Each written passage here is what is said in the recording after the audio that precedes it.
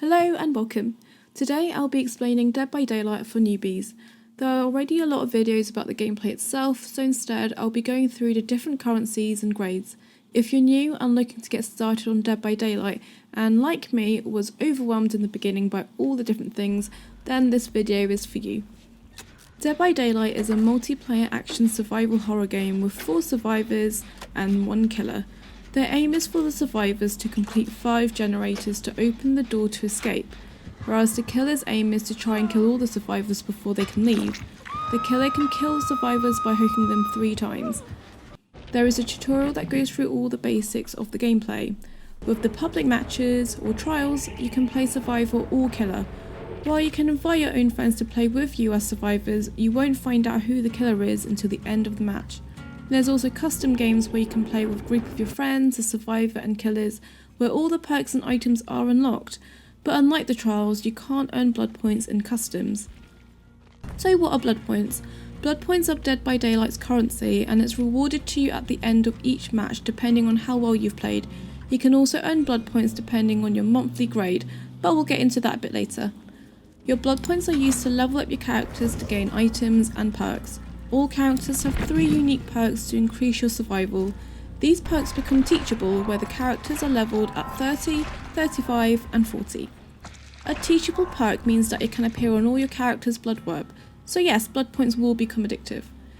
Iridescent shards are another currency, but they are gained by experience points depending on your player's account level.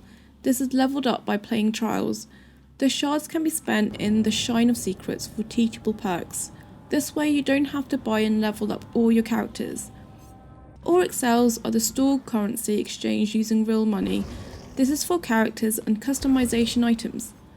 Rift fragments are used to progress through 70 tiers of the rift, gained through experience points, with 1 fragment per 500 XP, and completing challenges from the tome. Tomes are regularly added to the archives, where you can find out more about the Dead by Daylight universe. A tome contains a series of challenges you can complete in exchange for blood points and rift fragments. At the end of the levels, you'll receive memories, logs, or cinematics.